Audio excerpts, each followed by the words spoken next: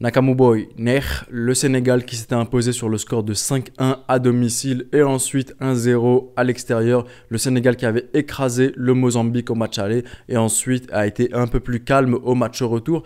Le truc c'est que il y a des problèmes au Sénégal et il y a des problèmes que j'ai soulignés, que je soulignais même depuis un moment, c'est le problème du milieu de terrain sénégalais. Ce milieu de terrain même qui est trop vieillissant au Sénégal, ce milieu de terrain j'ai l'impression qu'il est presque intouchable de la part de Aliou Cissé, ce milieu de terrain qui avait dû subir une blessure à la Coupe du Monde, celle de Cheikhou Kouyaté, pour qu'ensuite Iliman puisse rentrer et apporter sa fraîcheur et sa jeunesse. On a vu, il a été exceptionnel. Le problème aujourd'hui c'est que Aliou Cissé a essayé d'apporter une solution à ce problème du milieu de terrain en apportant des jeunes de 21 ans, de 22 ans, mais c'est là où j'ai envie de dire qu'il y a eu un problème total de gestion de la part d'Aliou Cissé et qu'il n'aurait pas à ce moment-là dû ramener ces jeunes de 21 et de 22 ans. Pourquoi est-ce que je dis ça? Parce que de l'autre côté se jouaient les qualifications à la Coupe d'Afrique des Nations U23 du Sénégal. Le Sénégal l'avait remporté sur le score de 3-1 à domicile contre le Mali. Et le truc, c'est qu'à l'extérieur, le Sénégal s'est fait remonter et a été battu. Et le Mali s'est donc qualifié. Et le Sénégal n'est plus qualifié à la Coupe d'Afrique des Nations U23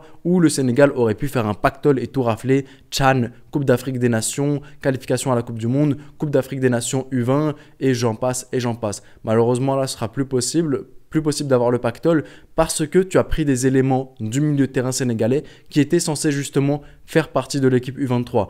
C'était une bonne chose de vouloir rajeunir ton milieu de terrain et de rapporter des éléments, mais je pense pas que c'était le moment opportun pour le faire compte tenu du fait qu'à côté il y avait des matchs de qualification qui se jouaient. Donc c'est là pour moi, au vu du contexte, qu'Aliou Cissé est critiquable. S'il n'y avait pas ces matchs de qualification, j'aurais dit chapeau à toi, tu ramènes des jeunes, tu ramènes de la fraîcheur, tu les as en plus fait jouer, donc tu essaies de faire rajeunir petit à petit ton milieu de terrain, donc c'est une belle chose. Mais compte tenu du contexte, pour moi c'est une mauvaise chose.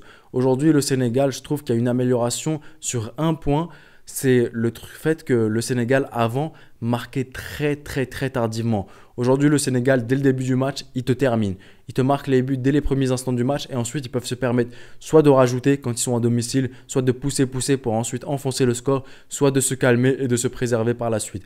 Aussi il y a le facteur Ramadan qui explique que certains joueurs étaient un peu plus calmes sur le terrain au match retour. Donc je ne sais pas si à ce moment-là ils avaient coupé le jeûne et donc ils pouvaient jouer, mais il y avait quand même ce petit truc de quand tu manges ou quand tu coupes, c'est plus difficile même de jouer que quand tu jeûnes parce que tu as un peu l'estomac qui devient un peu plus lourd, tu as cette redescente d'énergie, tu as ce petit coup de barre après avoir mangé.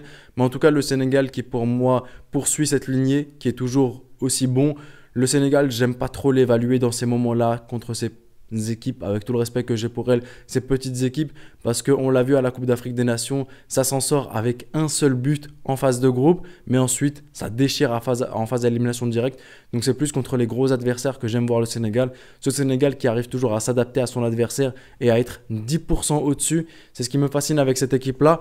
Donc voilà un peu tout ce que j'avais à dire sur ce Sénégal qui pour moi, quand je regarde le 11 de départ, me satisfait pas vraiment. Quand je regarde ce 11 de départ qui commence vraiment à être vieillissant, le joueur le plus jeune c'était Pape Matar Sarr qui a 20 ans. Ensuite à Iliman, mais ensuite à des joueurs qui dépassent quasiment tous les 27 ans, voire même les 30 ans. Donc je trouve qu'il y a vraiment un rajeunissement qui est nécessaire de la part du Sénégal et auquel opère petit à petit Aliou Cissé, auquel il a mal opéré pour le coup cette fois. Mais dites-moi vous dans l'espace commentaire, surtout au niveau du milieu de terrain, c'est là que j'ai vraiment envie de voir qui sont les jeunes d'avenir au milieu de terrain.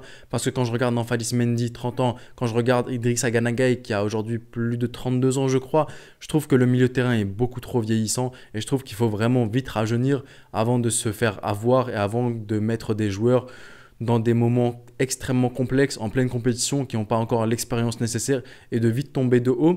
Donc je vous attends dans l'espace commentaire pour me dire quels sont les joueurs qui pourraient être placés au milieu de terrain et dans quelle formation. Est-ce que ce serait plutôt un milieu de terrain avec deux milieux défensifs, un double pivot 8-8 et ensuite un numéro 10 dans un 4-2-3-1 ou bien un numéro 6 et deux numéros 8 dans un 4-3-3.